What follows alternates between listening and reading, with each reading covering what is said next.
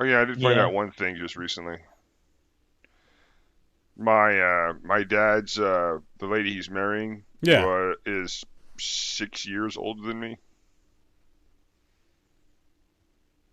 Yep. You're gonna call her mom? I don't know. I just don't have He's gonna to. call her stepmommy. She has a third. Yeah. Wait Are till you you get stuck in a stuck? dryer. You stuck in something? Stuck in some sort of rather easily escapable situation? Completely easily, but for some reason I think that taking your pants off should be the very first thing I try to get you That unstuck. should definitely be the way that we try to get you unstuck.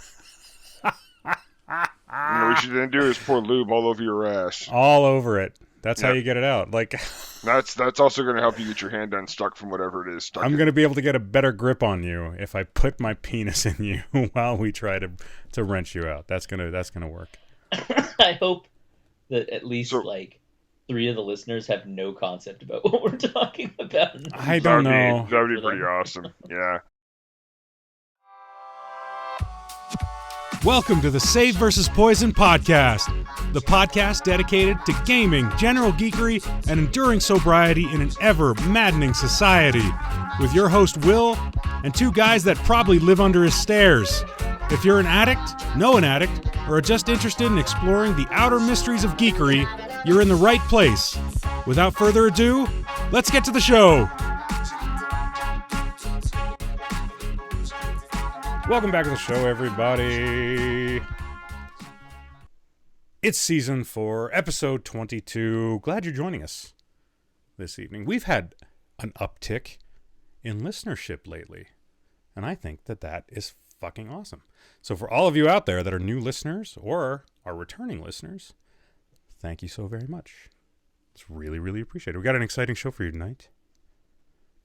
Joining me, he's the only man that I know that has used the products I keep getting ads for on my computer that boast an increase in seminal volume. He is known on Reddit as McGusher98. He's my friend Tiki. Yep. Yep. The main thing I like about those products though is because I've had a vasectomy, it actually just increases the payload without increasing the payload. You know what I mean? Yeah, 100%. Yeah. Man. So basically, like, I can't get anyone pregnant over the internet, but like, But I can still splash the screen pretty good. Your poor keyboard is just gooey. Keyboard. Well, I mean, the lid doesn't even open on my laptop anymore, but I just figured that it would open up and just like kind of cobweb. kind of does. I mean, you have to use Sort like of. you use a flathead screwdriver. You can probably Let me- pop it. Let me know when you get to an honest to God pry bar and you look like that character from Half-Life. That'd be Gordon. all right. Yeah, that's right, Gordon. Gordon Freeman? Yep. Yeah, that was his name. Yeah, cheers. Yeah, Man, way that to was go. reaching back. I never even played Listen, Half-Life. listen to I that. haven't We, played we those took games. we took a cum joke and brought it all the way over to Half-Life. A That's jizzy awesome. joke. Yeah, Yep. we did. Have you seen those commercials For jizz? for like the volume increasing for jizz? It's not like just jars that they send you. It's not like Heinz 57 gravy. All right, dude. You said your words. You said the word jizz right before you went into. Have you seen those commercials? I said jizzy jokes. Some weirdo Period. made some homemade commercials. No, like every once in a while on fucking YouTube, I'll come across a commercial that has like a shot glass and a second shot glass next to it. And the first one gets filled with, or gets like halfway filled with this like, it looks like, hand soap. Looks like jizzy hand soap. And then the other one, and there's like this like banjo music playing. The other one goes, this is your volume on this product. And it's just, it just like dumps in and is overflowing. And I'm like, who wants that? Who the fuck wants it? Like, who is looking for There's like 5 porn actors, period. Maybe they're looking for that because they want to make sure that money shot comes off real gooey. But So I don't know if it exists anymore or not. But there was a commercial back in like the early 2000s or mid 2000s about a group of Korean gangsters who were robbing a bank.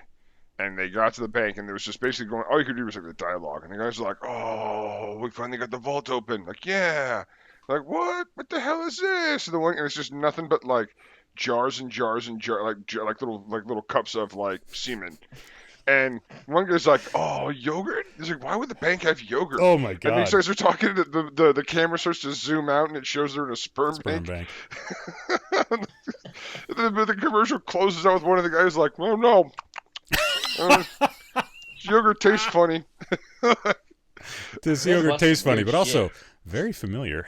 So yeah, that is the big question, though, right? You break into the bank, you finally get the vault open, and it's full of yogurt, and you're like, "Huh. Well, shit. I guess all we can do now is eat all this yogurt." Just all of it. All of it. Well, it's gonna spoil if we take it out of here. 4 milliliters a container. We did all this work to break in here. We didn't bring a refrigeration truck for this. I mean, what was I supposed to do? It was free. Every one of those dudes turned up pregnant a couple of days later. Yeah. Yep. So anyway, that exists too. Ahora con más semen del toro. That is so good that I want to move on to our next our next co-host. His desire to eat every species on Earth has no limits, which is why Hansel and Gretel is less a cautionary tale and more an instruction manual. He's my friend Steve. I told you I have limits now, right? No. What? That's why I made that joke, Steve. Did you hear the joke that I made about you? There's several animals that I no longer feel I can eat. The fuck? Like Yeah, what? well, so octopuses might be sentient. That's problematic. You saw that Netflix thing, didn't you? I've seen it actually in some other I probably stuff. watched Finding Dory. That's what it was. That I took that as a documentary. Yeah, that's a total documentary. What? We have kids that are under the age of 10. Disney is a perfect substitute for actual documentaries. 100%. I still think that Belle married a dude that used to be a beast. Still, to this day. Yep. And that Gaston ate 5 dozen eggs to help him get large. Also can't eat elephants. With their potential rudimentary religion, it's too intelligent. Don't eat that. It bothers me. Okay, so next I want to hear you say, also humans. Feel like I can't eat dolphins. They seem pretty smart. Yep. Yeah, I mean, you watched Happy Feet 1 and 2, right? So you know that penguins are sentient. Yeah, they all sound at least a little bit like they're Frodo. some pretty good dancers, but I'd eat them. Still eat a penguin. Still eat a penguin? Okay, all right. Okay. Can I ask you something? If you ate a penguin, would you dress up formally? Yes. Good. It seems appropriate. Very, very classy. Good. No, I want tops and tails, baby. I want a top hat and tails on that tux. Hell yeah. I watched Sweeney Todd recently again, and the verdict's out on the people part. The Johnny Depp version?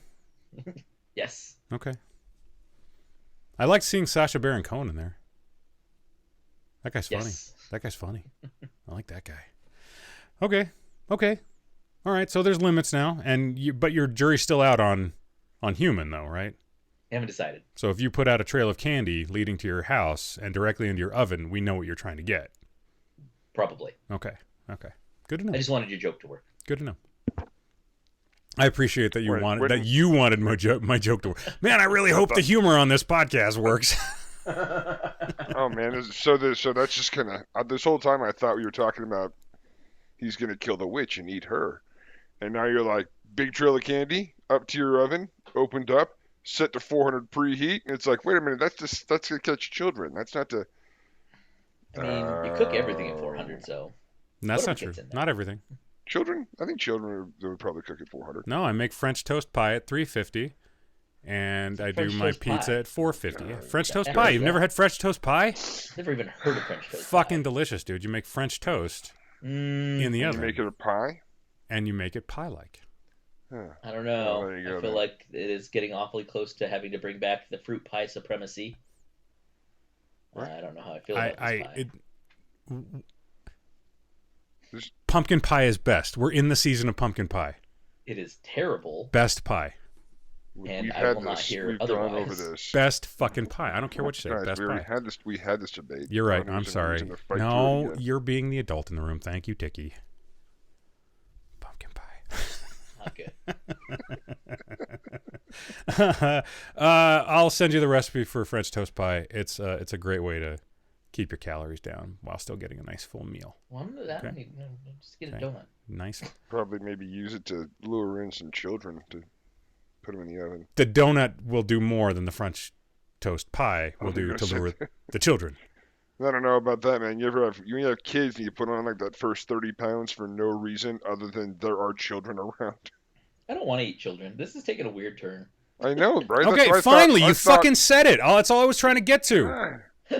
I thought the whole time at first it was about the witch, was like putting the witch in the oven. That's, that's a full-grown adult. No, the witch in the joke, the witch to him is just fucking Martha Stewart, all right? He's taking notes. Why would you want to eat Martha Stewart? She looks stringy. She does look a little stringy. Yeah. Martha, if you hear this and you want to sponsor the show, I understand. So, do it topless? This whole time, I thought that you did Green Mountain. Yeah. I see. I do a setup. I do a setup that good, and neither one of you jumped on that. That's. Why would you want to eat Martha Stewart? No one. Really, no one jumped on that right then and there. Why would you want to? Why wouldn't you want to? I don't know. Maybe she tastes like Depends. We don't know. I didn't know where you're going with it. I didn't know where you're going with it, dude. This is another circumstance where you're the smartest guy on the podcast, dude. She's gonna. Why would you want to? I assume because she's kind of like an edible now because she hangs out with Snoop Dogg so much. Is that it? What the? Oh my god. Is it because she's full of pumpkin spice latte? Because she's a white girl? Damn it! No, she's not. Pumpkin's the worst. She's full of spice and everything nice. I'm sure. Martha fucking Stewart. This is weird. She went to jail. I don't know if she's full of spice and everything nice. This is gonna tank our listenership.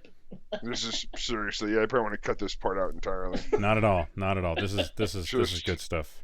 I don't think our demographic is Martha Stewartish. The whole cannibalism from children to a witch to Martha Stewart, probably not going to be the impressive ratings jump that we're really thinking. I feel like everybody that listens to this podcast has a decent grasp of tackling the abstract. Can we discuss the weirdness of Martha Stewart advertising Green Mountain Coffee topless? I'm gonna have to look into that now. I'm not gonna look that up. I am. Look it up. Nope. It's a thing. Nope.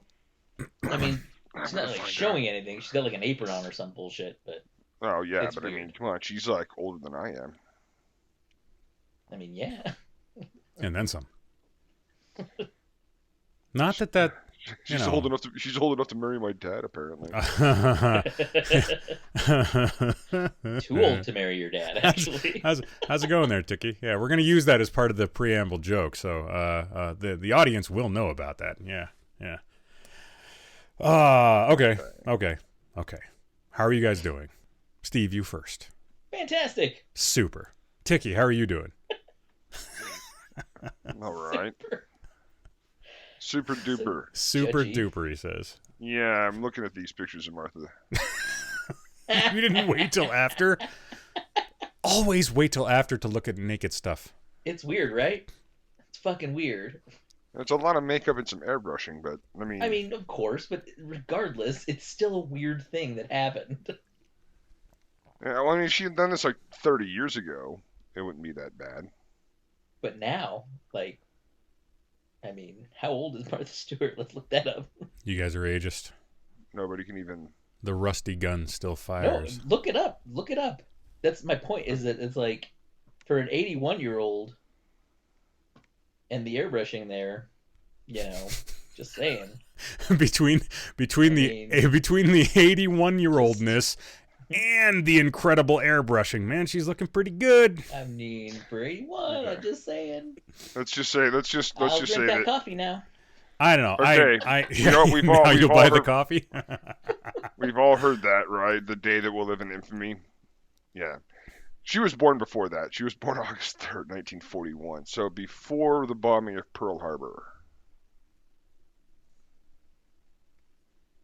That was a while ago. Let that sink in. Yeah. All right. Well, hey, it's in there. There's that thing now.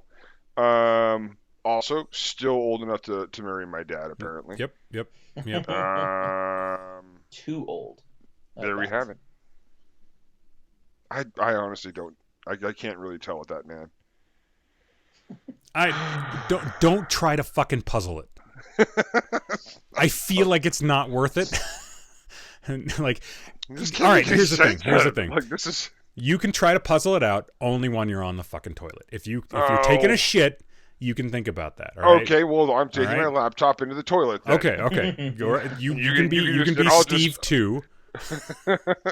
You can both Steve. You two can be Steve. Yeah, you two can be Steve. Just take your laptop into the toilet room, drop trowel, get close to nature, get a little splashback. I think I actually did that. I'm gonna keep it going. It's a rumor I'm happy to indulge in. Yeah, well, I heard you kick potbelly pigs in the belly. Every time I see one. It's not very nice. So, rumor I heard. Every time I see one. Fuck them. Future bacon. Future bacon. Pre-tenderizing it. Potbelly pigs. You know, there is somebody in our neighborhood that has a potbelly pig as a pet. That's awesome. Its name is Twinkie. Okay. And? Twinkie? It's Twinkie, yeah.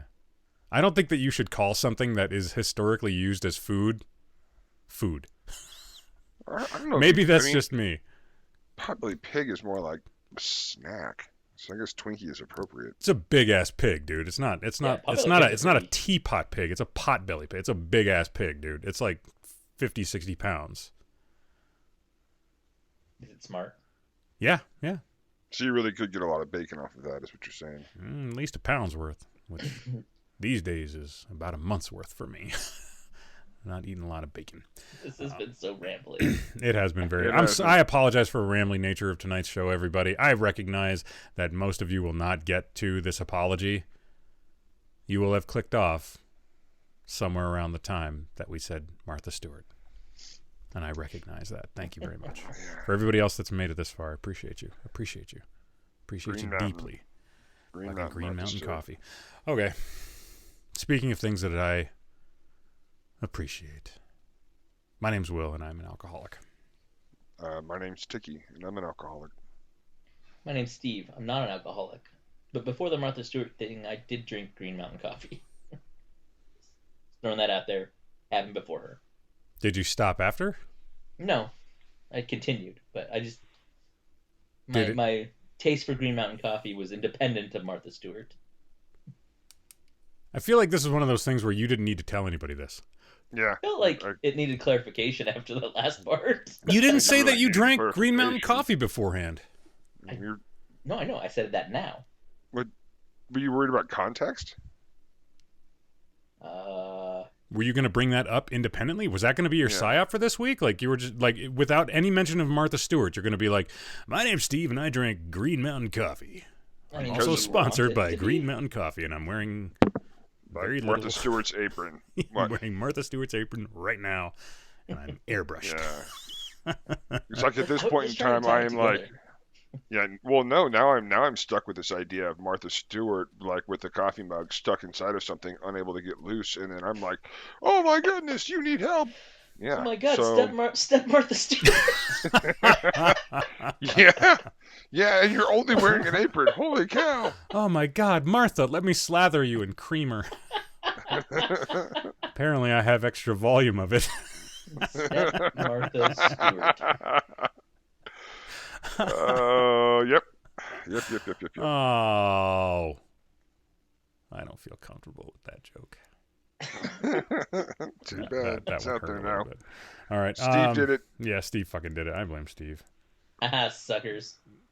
That wasn't even a psyop. That was just kind of a dick move. Speaking of dick moves. Hi-yo. Stepmom Martha Stewart is stuck in it. She's stuck in the oven. Oh no, is Steve trying to eat her? Hold on, I'll help you get out. Oh, you're only wearing an apron. So this is weird. So I'm trying to cannibalize Martha Stewart, and you guys are trying to bang Martha Stewart? I don't know why you're trying to know. If you're gonna push her into the oven, the assumption is cannibalism. If you're trying to pull her out of the oven by pushing her forward. You know what's It's funny? something different. There's no way to give context to any of this. No. It No, doesn't really. exist. Like any potential context that we could have given to this, gone. It's weird. Gone. I It's mean, all just weird. it doesn't have to be the oven. It could be the washing machine. It could be a garbage disposal, coffee maker. There's any number of things that my understanding is that stepmoms can get stuck in.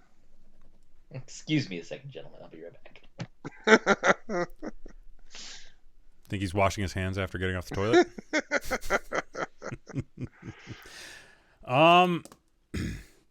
Well, quick, move on to the next subject. Okay, all right. So you can't Fuck. sign off. I'm an alcoholic. I'm in recovery. It's going really well, everyone. So I'll talk about my stuff in a minute. Tiki, give us a check-in. Give us a good check-in, buddy. Things are going great, and they're only getting better. I'm doing all right. Getting good grades. Future's so bright. Oh, stop. Yeah, I think I'm ready to be wearing shades. No! Yeah. God damn it! You didn't stop. You went through with it. No, I went all the way through with that. No, it's I don't have any I haven't had any real issues lately.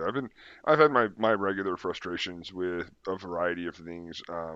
I think the toughest thing for me is definitely the boredom. Just sitting around alone, being bored. Yeah. Bothers me. I can only watch so many bad movies before those like really start to eat away. Still seeing the same lady? Yeah. Cool. Yeah, for right now. We'll see how it plays out. And yeah, so I don't have any real complaints or big things from the check-ins. I've kind of run into a few people online and in other walks of life that have been kind of going through a similar journey, and where they're starting off at. And as I told somebody the other day, she was like, well, how is it that you can do this so easily? And I was like, it's not easy. It never becomes easy. It just gets easier. Like things get easier, but you have to be diligent every day. And that's something that I reminded myself of after she'd asked me that it was the, you have to be on guard against it. You have to be wary of it. Yeah.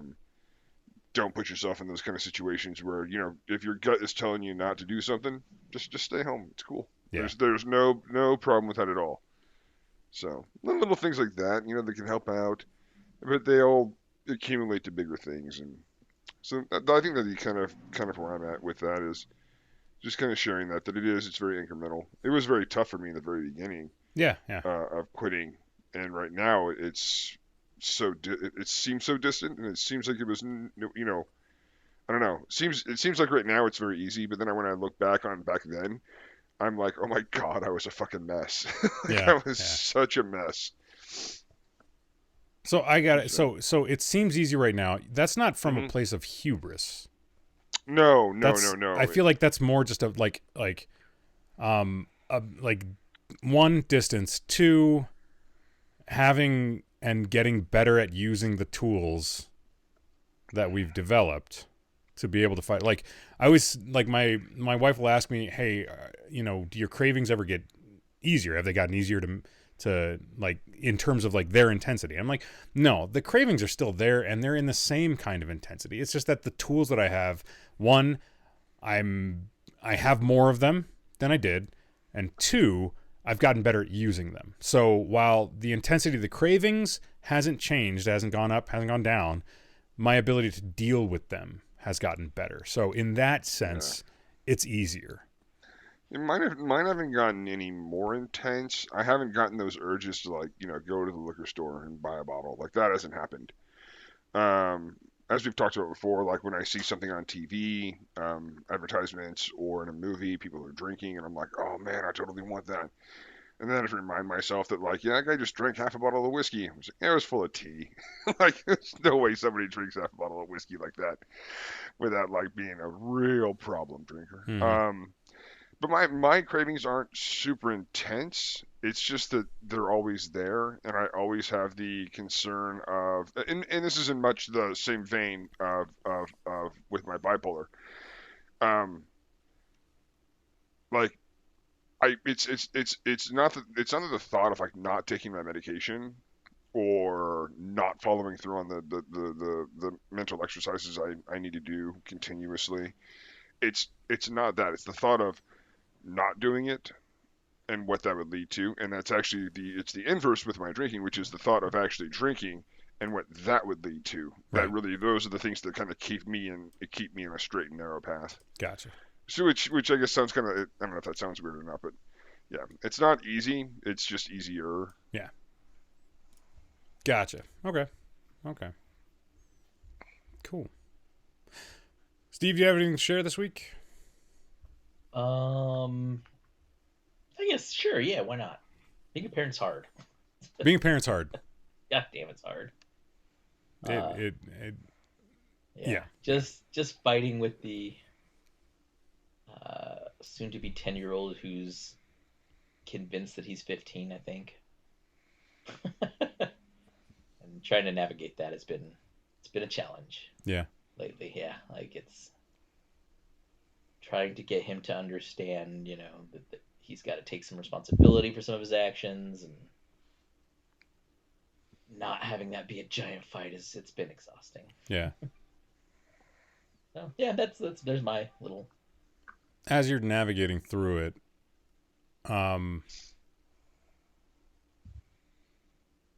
everything I've seen from you shows me that you're a good dad.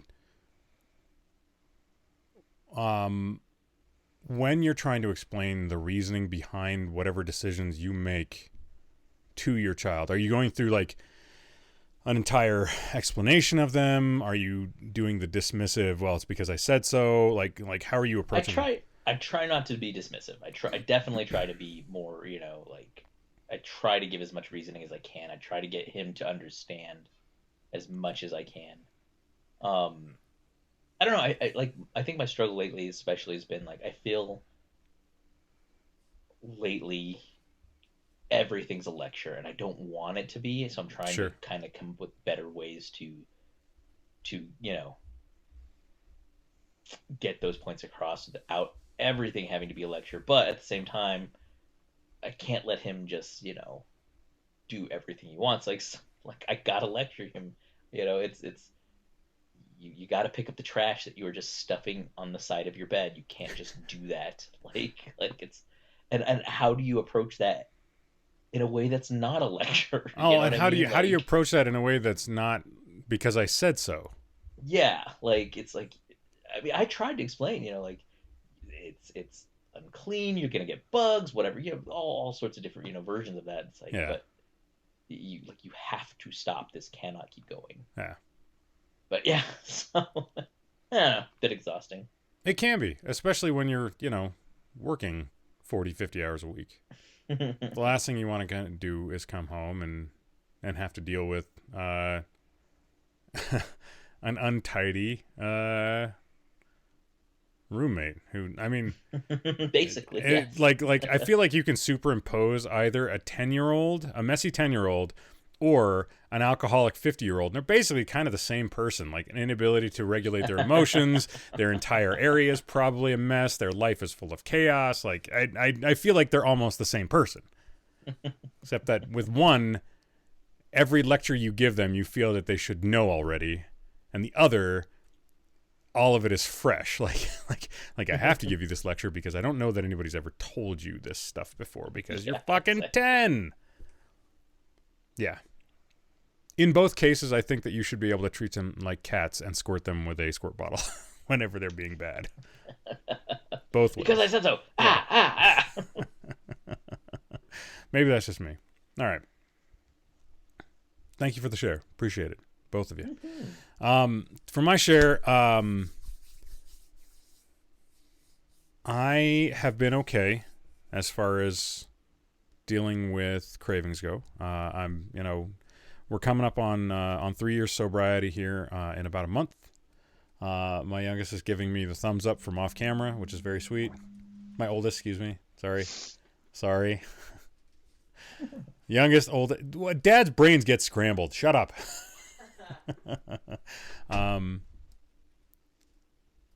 So just recently, I've spoken about the person at the gym whose partner died of an overdose. We also have an interview with my friend Doug Hamilton coming up where he talks about his daughter having an overdose. This last weekend, I had a family member whose partner's child died from an overdose. And I don't know what it is. It's all of it is really, really fresh in my mind. I don't know if it's, a deity trying to keep me from falling to cravings. But lately, it feels like every time I've had some kind of a craving, there's been something. The Gabor Mate book, which gives great perspective, or me learning about a friend's spouse overdosing, or whatever it is. It seems like right on time, somebody... I hear about somebody dying, or I hear about somebody having a dire result, and all desire for me to go and buy a bottle just evaporates for a short time. Dear the universe, I don't need that much help. That's too much. Please stop killing people so that I don't... No, I'm kidding. I'm not that special. But it has been kind of like, what is happening? And I don't know if it's because if I'm attuned to it because I'm an addict, but I'm seeing it in a lot more places. Like the Gabor Mate book, I picked that up on purpose. That was me picking it up. So, that's not the universe telling me. But the other 3 instances, those happened and I learned about them. And it's not like I went looking for those stories. Those stories existed. And I don't know if it's, like I said, if I'm just more sensitive, if I'm looking for it. If you look for bad things, you tend to find them. If you are in the market for a television, you tend to look for more televisions or look at more television. I don't know. I don't know what it is. But it's been, it's been easy to stay concentrating on stuff other than the sauce because of this. And, that's actually kind of like, it feels kind of depressing. It feels, I felt a little low because of it. The one friend of the gym, I got to see her, the one friend of the gym, I got to see them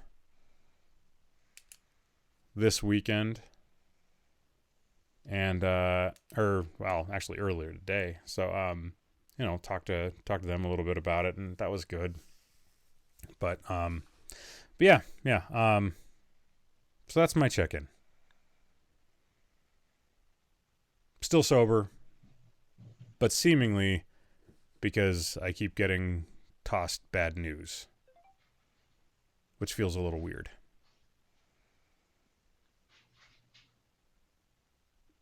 Yeah. That sucks, dude. Yep. Yeah, I mean, I don't have a direct connection to any of these people.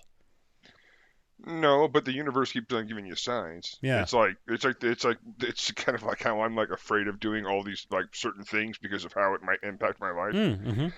Yeah, I just, I'll just stay inside my apartment. I'm gonna play some video games. I'm not gonna go out. I'll order in food. Yeah. And I will be okay. I have like a kind of a fallout shelter kind of like mentality of like people who stay in the shelters way too long. Yeah, which I kind of get right now because, I venture out and one of these stories happens. So my nice little cozy basement recording space, man, feels more and more cozy the longer I stay out in the world learning about this shit. Yeah, just stay there. Stay there or go back to the closet. Go back in the closet. You can always do that too. No, like if I farted in the closet, it just lingered on the clothing. Down here, at least, Oof, that's the ventilation is pretty good. My wife doesn't end up showing up at work smelling like toots. Like driving along in my car after eating a bunch of Burger King, and then I just like let a huge one rip, and I'm like, oh, it's everywhere, but it's like cold outside, so I don't want to roll the windows down, and then the air is unrecirculating, so it's just pulling the fart back out and then pushing it back in. And then it's in your mouth. Yep, it's everywhere. It's everywhere. Yep. God. I get it, buddy. I get it. That was me in the closet. That was me. There you go. In the closet. All right. Just a mouthful of ass. Yeah. Just a mouthful of ass. Speaking of eating Martha Stewart, which I did not consent to. Like sometimes you consent, sometimes you don't. Speaking of eating Martha Stewart, she's stringy. She's stringy. So this week's topic of conversation kind of goes along with the thought that I had with all of these folks ODing. So far in a short period of time, I've heard of 2 deaths and 1 near death, one who was resuscitated. And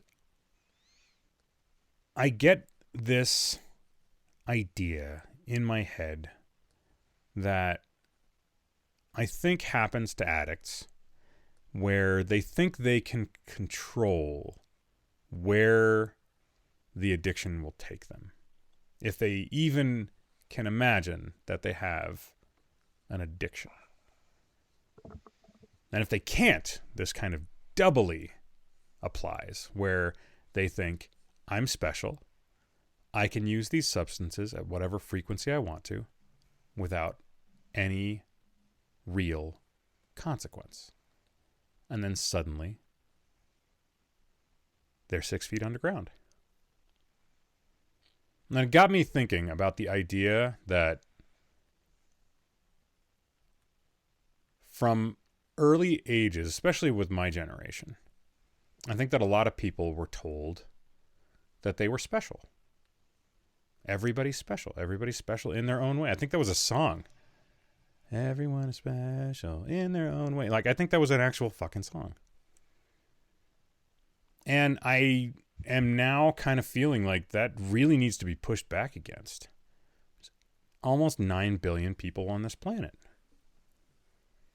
And I don't think that just being is something necessarily special.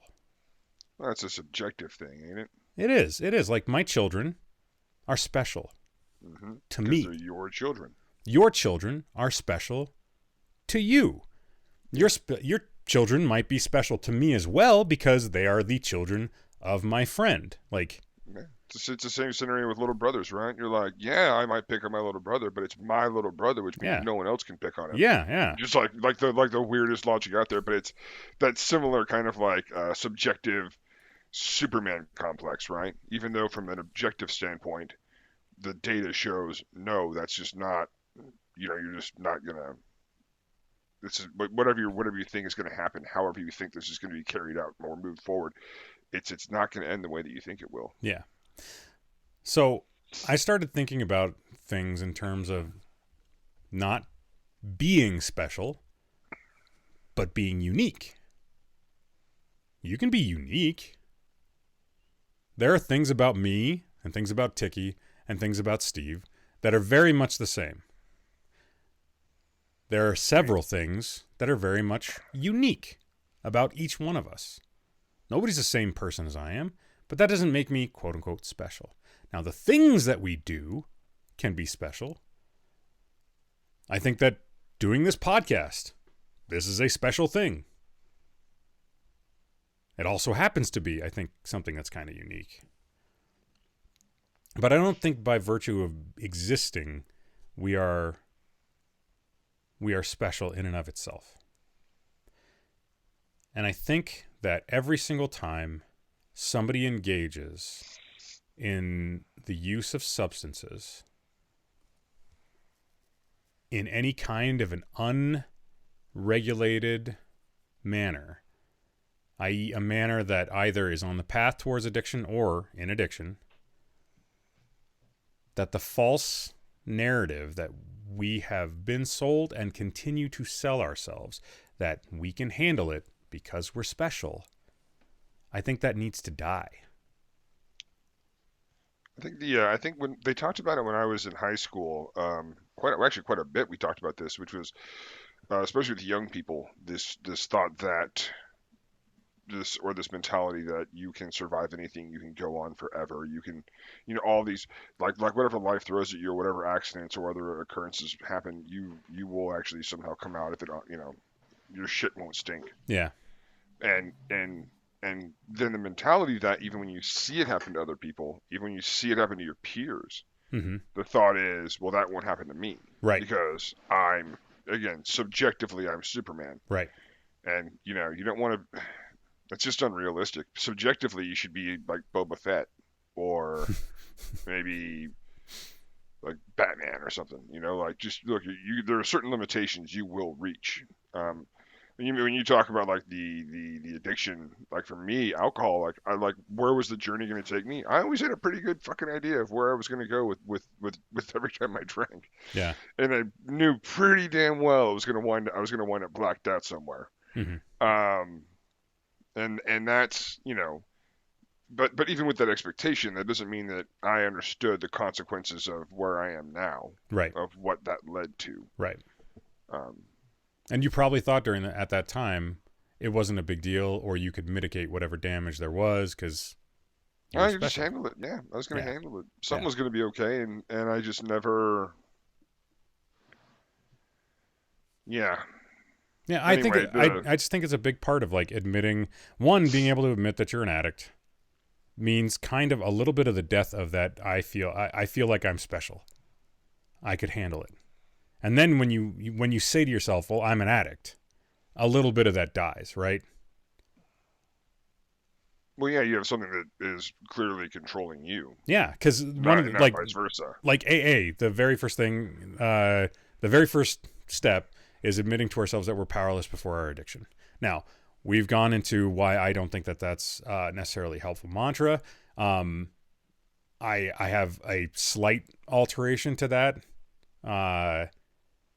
But the idea, I think, in terms of this is important because it has to do with a little bit of the death of the ego. And that since, the I'm special is so wrapped up in our egos, I think that's really something that has to go by the wayside. If you're going to be in any kind of recovery. And to be perfectly honest, like, I don't know if everybody needs to be needs to have the guy walking behind you while you're, about to have an audience with Caesar telling you that thou, remember thou art mortal. I don't know if everybody needs that, but I definitely feel like making sure that people have a little bit more of an understanding that they are just as liable to fall to the same failures that other people throughout all of time have fallen to. Like you are there's nobody that's immune to making mistakes. And some of those mistakes are big and some of those mistakes are small, and that's okay. But it can happen to just about anybody. So, yeah. Steve, thoughts? Oh, I'm sorry, Tiki, go ahead. No, have Steve talk. Steve, you got thoughts? You push back a little bit or very add special. And I am definitely the main character. Oh, you definitely have main character syndrome. That is 100% true. Yeah.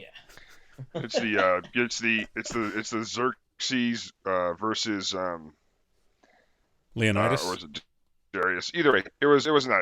It was Xerxes who was like basically like he had a slave, a courtesan or something like that, an advisor whose entire job was to walk up to him like something like 10 times a day and just remind him, remember the Greeks, remember what they did to you. Oh. Like just to like help fuel that hatred, that anger, and that goes back to that steely resolve of remember what alcohol has done to you. Remember what these addictions have done to you. Gotcha. For me at least, it goes back to the inverse. Not always be strong, but always be angry and remember all the regret that you carry is because of this. Gotcha. So, yeah. And then I had another thought, but then my brain just farted that out. All right. Well. I remember one of my thoughts. Is it special if it's Martha Stewart? Fuck. And it's like there's like a coffee machine and her hand is stuck in it. I'm just wondering. Because that feels like it'd be pretty. Get her hand feels stuck like that in scenario. the Just machine. like beginning. We don't even know. We don't know how people get their hands stuck in. Is it a samovar? Dryers. Is it a samovar? We don't know. We don't know. Espresso. It's an espresso. Yeah. It could be. It's probably just going to be a regular drawer somewhere that just somehow traps women's hands, in particular hers. And you give her the old bing bang, and she looks at you and goes, "It's a good thing." Is it special then? Yeah, exactly. And then I think that I would feel special at that point. I don't know if that would make me special. She might tell me it would make me special, but I know that I would feel special. Where are you going with this? Straight to the video game section. Straight to the video game section. Tell me. All right, no, Steve. Do you have anything to add on? You're asking Steve now? Oh, come on. Do you want to talk about more Martha Stewart, Steve? No, I'm good. Good. Fuckers. Now, do you have anything else that you would like to add on, Steve? Like thoughts, anecdote? No, I agree. We're not special. I think it's I can't believe you said that. I didn't say I'm not special. I said we're not special. I'm very special. Okay, there, sweet pea. Yeah. No, you gotta let go of the ego. You absolutely you have to. I think this is applicable. Once again, I think this is applicable for most of us in a lot of our lives. You know. Yeah. It is very hard to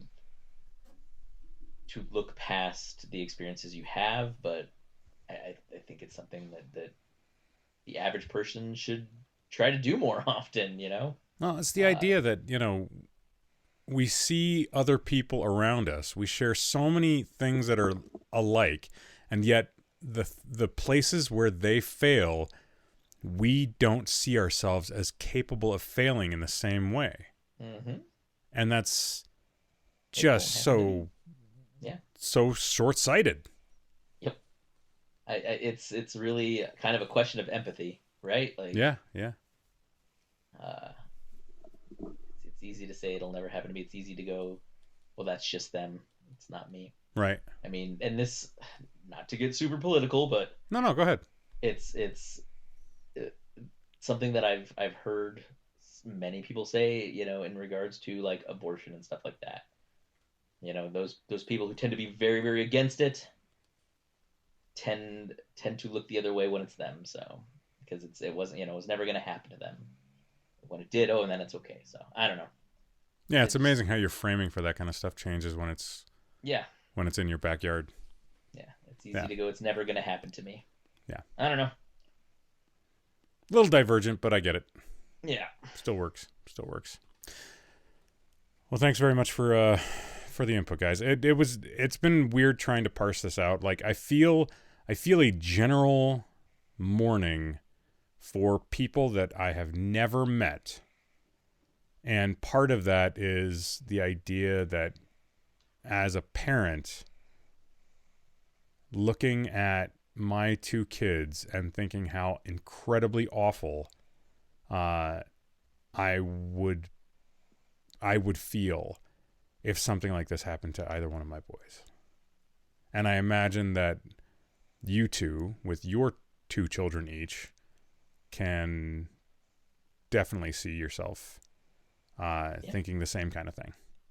Absolutely. Biggest fears. Yep. Absolute biggest fear. Especially for, like, Steve, I feel like you have, a little bit of a peek behind the curtain, but, Tiki and I, it's, if one of my kids died of an overdose, I don't know that I would ever be able to forgive myself for that.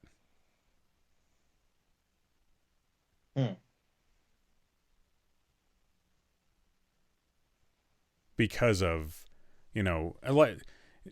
I'm still not 100% sold that there isn't a genetic link, so there's that. But even if there isn't, we've talked about the whole, childhood trauma or trauma link to addiction. Like, how much of that would be on me? I don't know. Hard to say. I don't know. Yeah, real hard to say. I mean, right now with the opioid crisis the way that it is, we have millions of Americans who, in their entire family lineage, never had any issues with addiction, and all of a sudden are hooked on pills. Yep. Yeah. Right. And that's, I don't know. That one's actually, I think, a little bit worse because it's kind of like through no fault of their own, like they were trying to alleviate pain or reduce some sort of symptom that they had, and they were prescribed something by a trusted caregiver. And that's what led them down that path versus me where I was just kind of like, I kind of want to have a happier mood. I bet alcohol will help. Yeah. I bet it'll help more. It's making me sad. I need to get more of it in me. Yeah. Like mine was a good conscious choice.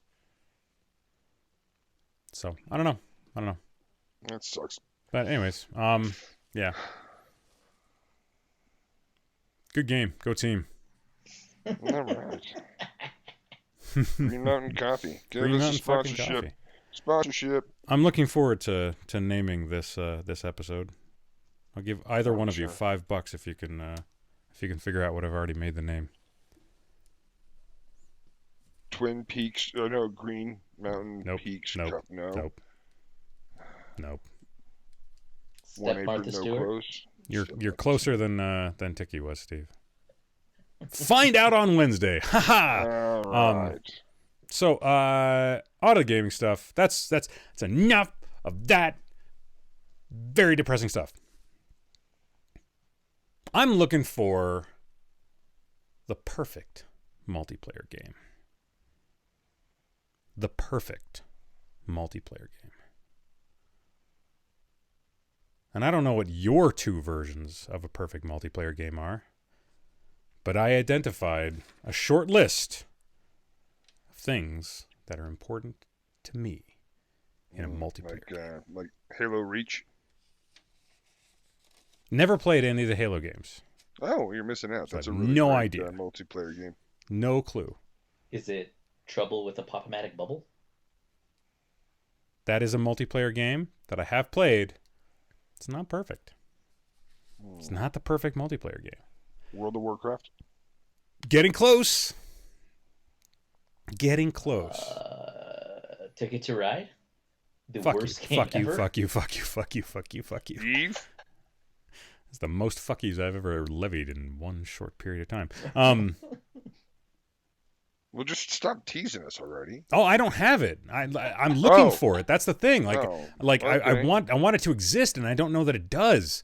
I'm not asking. You don't have to I don't guess. think that it will. It's an entirely subjective. Oh, 100%, 100%. My perfect multiplayer game and your perfect multiplayer game, totally. Yeah, different. I mean, it's like is the Chinese finger trap? That whole argument. It's totally subjective. I don't want to get back into that argument because it's not being used as the pre-ramble joke.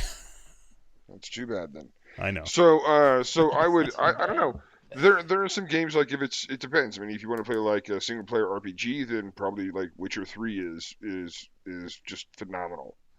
Multiplayer is implicit. Yeah, it is. But if you're looking for a single player experience, Witcher 3 is pretty fucking good. That's a really good game. And with your multiplayer, you're looking for co-op, you're looking for versus. What are we talking about? I think that an appropriate balance of all of that would be great. I want some co-op, I want some PvP. So, here are the games that have scratched my itches lately. Hell Let Loose has scratched a big gigantic itch in me. It's competitive enough. It's team-based enough. Its aesthetic is good. Its setting is one of my favorite historical periods in time. Cost is great because I paid one cost up front. I think it was like $30 a couple of years ago, and I've had access to that game now for a really long time. The fact that they don't have like a pay-to-play model is great for me. I feel like there's enough complexity to the game that I'm able to play it in new, interesting ways. Like, the game has core classes, but it also has the ability to mess around with vehicles. And the vehicles come in a variety of different styles and sizes, from very heavy tanks like the Tiger or the Sherman 76 towards the end of the war, to recon vehicles like the Stewart light tank, the Greyhound, and the Puma. And you do different things with these. Like each one has a different role, and by embracing that role, you can have some really, really good, compelling gameplay. But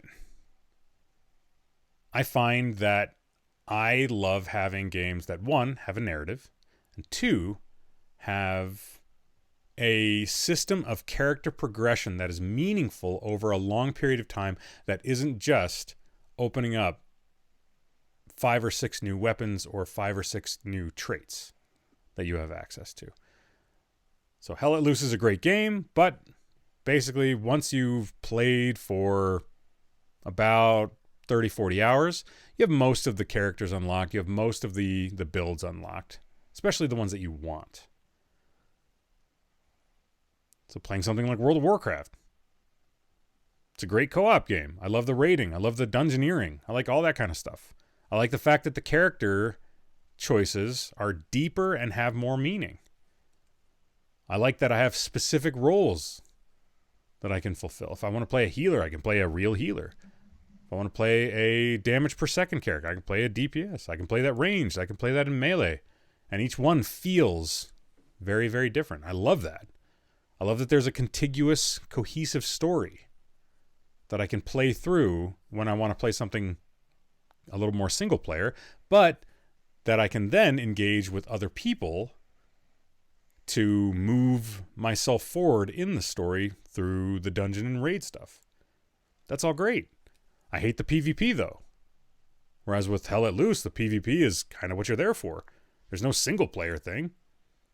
You're all about shooting Germans if you're an American, or shooting Germans if you're a Russian, or shooting Germans if you're a German.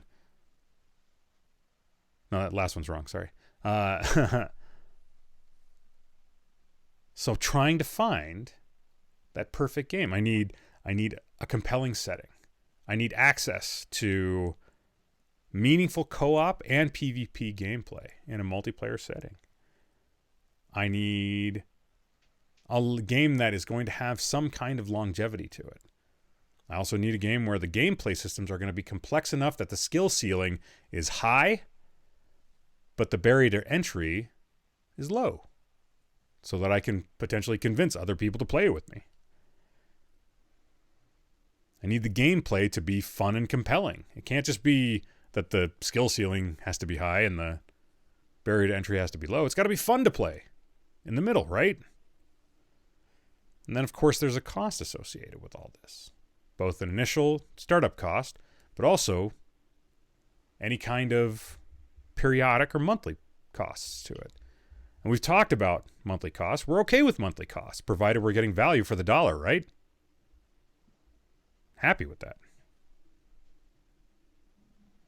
What about you guys? Steve, you first. What perfect multiplayer game is Mario Party? Mario Party, really? For you, that qualifies, or are you just fucking around?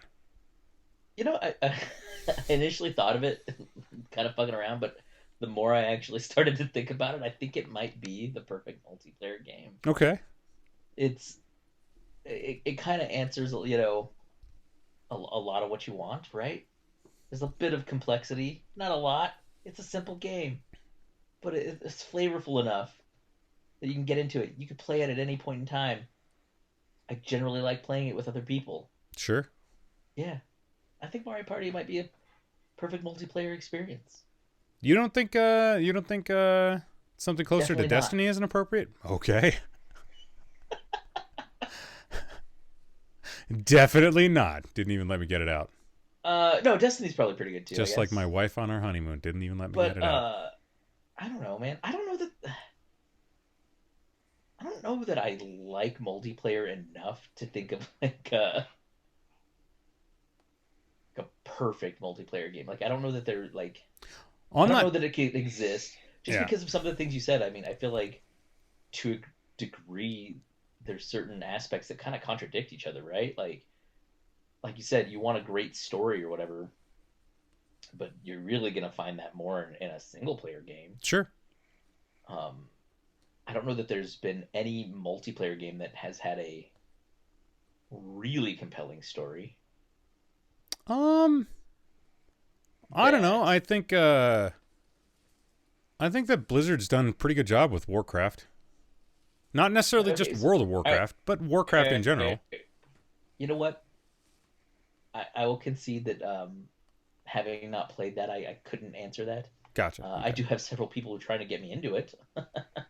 It's a fun game. But yeah, I can't really speak to that. It doesn't seem like I would enjoy it, actually. It seems like I would hate it. At least for everything I know about it. Like, it doesn't appeal to me. It seems very... I don't know, like raids. I never really liked raids. I don't enjoy that. Really? Experience. Coordinating too many people is such a thing. I hated him in Destiny. I really did. That's Like, interesting. like there was always a part where, all right, blah blah blah's got to go do this thing, and you got to go do this thing, and it's hurting cats, and I don't like it. I remember thinking back to Destiny there, the Crota raid, right? Like Yeah.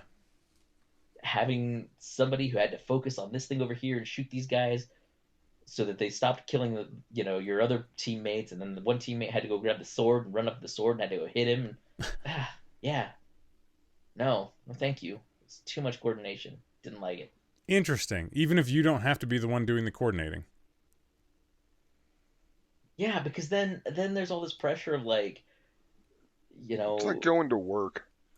yeah, it kind of For is. shit's And then sake. I'm just playing the you got game like to people enjoy who are like, myself, and now I got a job. exactly, Ugh. and I'm letting you down because you were trying to finish this thing, and maybe I'm not that good at the game, and I just wanna get in there and play Mario Party. I Okay. just get in there and play. Okay. Well, Straight up. and this might just be a case of like we play games for the same reasons, but in vastly different ways. Like my wife plays video games where she can completely turn her brain off because she's constantly thinking all the time. And I find that in order to stop myself from thinking about shit that I don't want to think about, I need to engage myself to an almost exclusionary level so that I don't think about anything else. Like I have to engage my brain completely to be able to relax.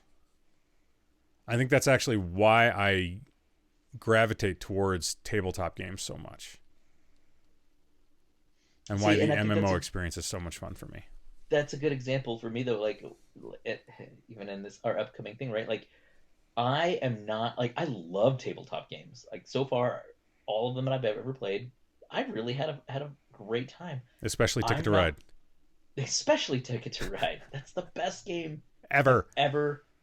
ever experienced. I love it so much.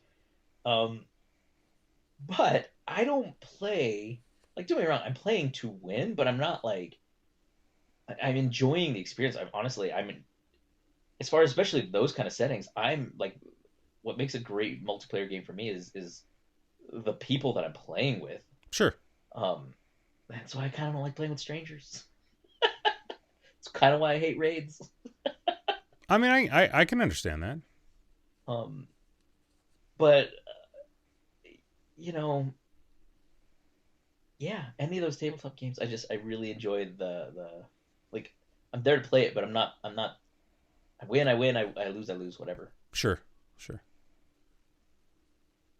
Okay. So Mario Party. I just Fair feel like answer. the more that we've talked about it, the more I'm like, I like the simplicity of it. Fair answer, dude. Completely fair answer. I don't think there's anything wrong with that. Tiki, what do you think? What would do it for you? So for me, I thought Halo Reach was probably about the best of the Halo series. It's got an amazing story. You're not playing the main character of Master Chief anymore, and you're on like basically a losing. You're part of a you're if you know the story of Halo, then you know that Reach is the first planet to fall to the Covenant. So you being a Spartan on Reach it's the writing's on the wall. You know you're not getting off that planet alive. Mm-hmm.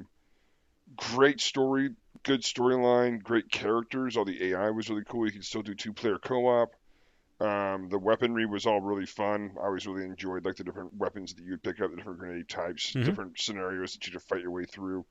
I thought the AI was challenging, um, and I thought the ending was just surreal. And then you get into the multiplayer of it, and the multiplayer you get to like basically as you fight, as you gain XP or whatever you want to call it, you unlock like different gear, different armor, different colors for your armor, things like that. You can customize your character.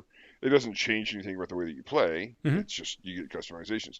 Sure. I thought that as far as like single player, co-op, or even even PvP multiplayer style game, I had a really good time with that game. I thoroughly enjoyed it. Vehicles, lots of vehicles included in it. If you did like the really big maps, you Mm-hmm. can get some really fun vehicles. A lot of flying like those different ships, Covenant ships and things like that. And it was, I don't know, I thought it was really great. it's fallen by the wayside. I don't even know if the servers are still up to support it anymore. Yeah.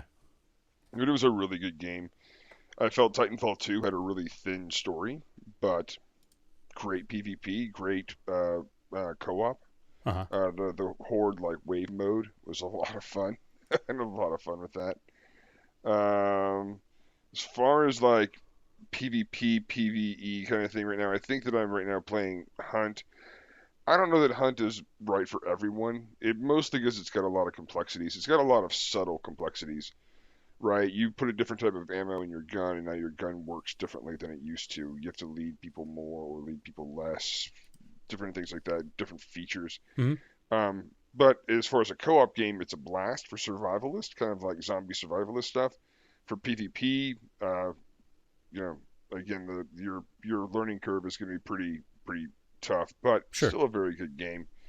Um, the story is, I wish that like I wish I was a little bit more into the story the way that our friend Russ is, um, because there's like this really intricate, weird story background to it all, and like the different pieces, and there's some. I'm happy, as ignorant as I am, that there are things in the game that I notice that really kind of weird me out. But at the same time, I don't know why they're that way. I haven't like read up any of the lore in the background, but I still think that it's really cool. It's like a lot of stuff like implies other things. Mm-hmm. Um, I don't, not a, it's a fun. I'm having a lot of fun with it. I've dumped a ton of hours into that, but for my money, it was. I don't know. I always really liked Reach. I always had a soft spot in my heart for that game. Yeah.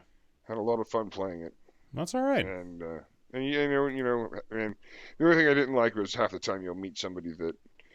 The thing that I like about Hunt, that I don't like about other games, is that in Hunt I can shut off anybody talking shit to me or saying anything. Sure. Like I don't have to hear them. I don't have to like read their text scroll or anything. Yeah. I like that. Yeah. I really like that. But yeah, so it's kind of where I'm at with most games right now. MMO wise, I don't know. I haven't played any decent MMOs in a long time. So That's all right. Yeah, like, I mean, you enjoyed Star Wars Galaxies once upon a time. I liked its predecessor. Yeah, Star Wars Galaxy. Sorry, that's one that I really enjoyed. Not Yeah. Star Wars Republic, but Galaxies. Now there's a game that had a ton of complexities and had amazing, rich storylines, and dating back through all sorts of like Star Wars lore with the books Yeah, and all of the that. the And quote then unquote non-canon stuff now. Yeah. yeah, the stuff that's non-canon now that it's like this was so cool. Yeah. There were so many cool characters you could go and find and meet and do quests with for and stuff like that. And now it's like and nowadays you're just gonna miss out on all of that. That's all right. That's okay. Yeah. No, it Like, was a good game. once again, this is a completely subjective thing. I know that Oh yeah, what's yeah. going to do it for me isn't going to do it for, Yeah. necessarily anybody else. I have so many games that I love. Like, I'll love like 2 out of 5 features, and I'll play with those games just enough to like really wish that those 2 out of 5 features were in this other game where I liked 3 out of the 5 features or 4 out of the 7 features, or but nothing has been able to capture my attention away from everything else so that I feel like I can know life on that one game. The closest that I ever came to that was back in like the back before Star Wars Galaxies was EverQuest. And that I think that I had an honest to God addiction to. So yeah, there's like a part of me that wants the perfect multiplayer game, but there's also a part of me that's like, I have fallen prey to these games before. I would hate to fall prey to them again. Mm-hmm. That would be poopy. So, all right.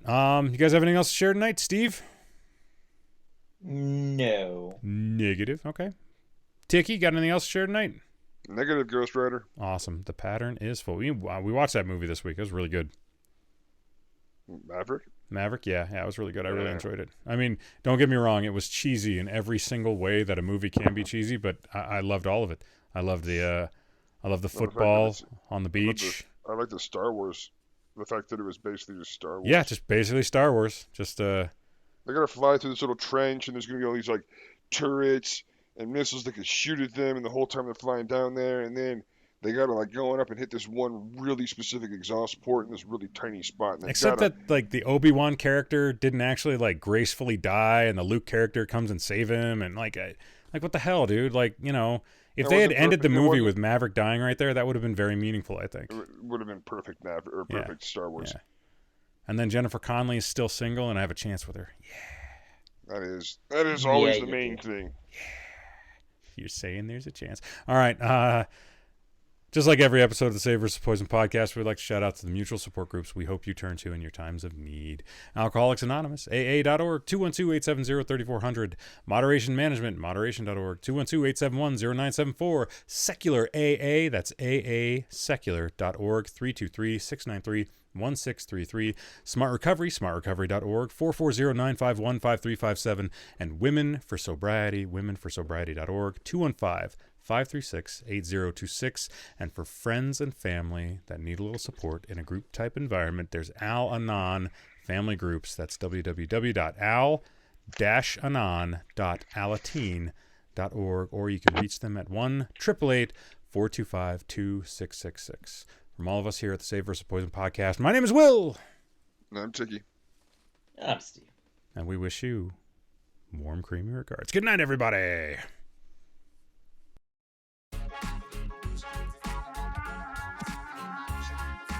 You've just listened to another episode of the Save vs. Poison podcast.